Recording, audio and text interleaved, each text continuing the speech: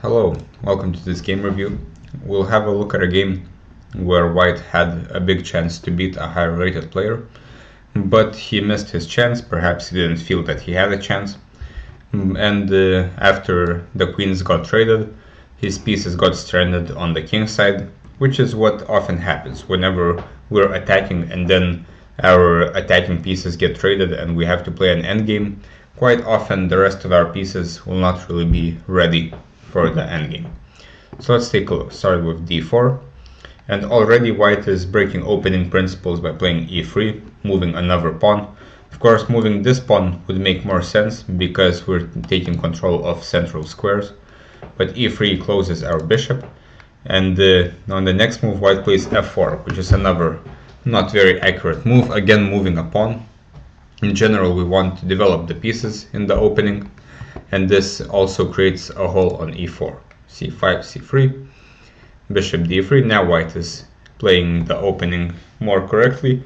Of course, I guess this is what White wants to play, the stone wall kind of structure, where the plans are quite simple, we could say, but in general we should try to abide by the opening principles. Okay, c4, and c4 is not a very good move. It gets rid of the tension, and this usually means that White can easily play e4 because there is no tension on the d4 square. And after e4, White could claim a bit of an advantage because of his bind on the position.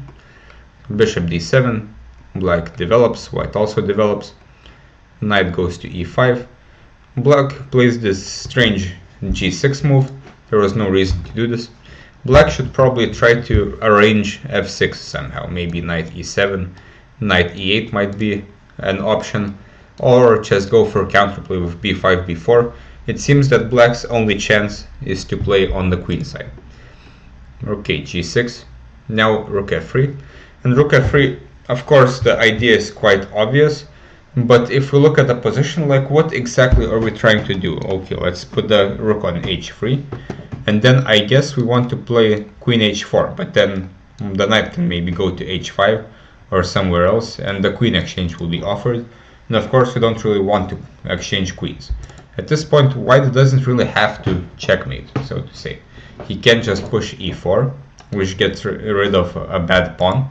This also kind of threatens f5 in some positions, and also we will just open our pieces, and White has a nice advantage because of this bad bishop. He also has a lot of space. Black can't really take because this pawn will also drop, and White is doing quite well.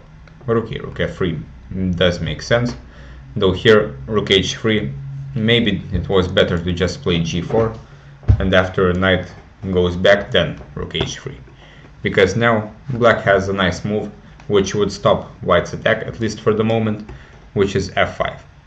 Of course, White does have his chances after something like g4, but the pawn being on f5 is quite annoying for White, because this bishop cannot play anymore. Though as we will see, this turned out quite fine. Black felt the pressure and gave up his bishop, and now after White recaptures, there will be a lot of dark squares which are quite weak for Black. Queen g5, but now White gets to develop with tempo, and the queen went to g4, and here all White had to do to win was to look for forcing moves, which is checks, captures, and attacks. So here there are no checks, so captures and attacks. What can we capture? We can capture this knight, we can capture here, but this doesn't seem to do anything. Then let's look for attacks. What can we attack? Well, we always start with the biggest pieces. Can we attack the queen? Well, yes, we can, by moving the knight anywhere.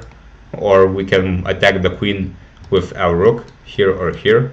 And look what we have here. Rook h4, the queen is attacked, and it also has no squares to go to. It's game over, we just won a queen. This is what decides games. We have to find moves like rook h4. Instead, White plays knight h4, which is a big blunder, and it's in general just inconsistent. White's whole strategy was about giving checkmate. This rook on h3, the only point it has is to attack the king. So why are we now exchanging queens to an endgame? Here Black played a terrible move f5, which really doesn't make any sense. Black should just exchange queens. and then maybe now play f5 or try to improve his pieces somehow, and eventually b5 b4 will come, and black will have his own counterplay. Now white will not really give checkmate on the king side. After f5, white's best move is of course related to not exchanging queens. Either just move the queen somewhere and then maybe trap the queen like this again, or just try to continue your attack somehow. Maybe e4 at some point as well. But queen f3 doesn't really make sense, and also the best move is just knight f3. Surprisingly, this again traps the queen. Rook h4 is the threat, and black can't really do much about this. His only chance is g5, but white can now take. Point being that this knight is hanging. But after queen f3, black can just take. There was no reason to put your queen on f3. And after gf, now we get an endgame, and just look at white's pieces. What is the rook and the knight doing on the h-file? Their only chance to do something would have been to give checkmate, maybe on the h-file or the g6 square to break through somehow.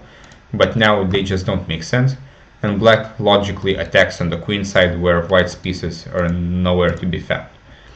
f4 was played to try to get the pieces back. Maybe e4 was a bit better to open the bishops and try to get rid of the weak pawns like this. But okay, f4, b4, and now black is kind of taking over. And white is trying to get his pieces back, but black has the simple plan of playing on the queen side, and white is not really developing his pieces.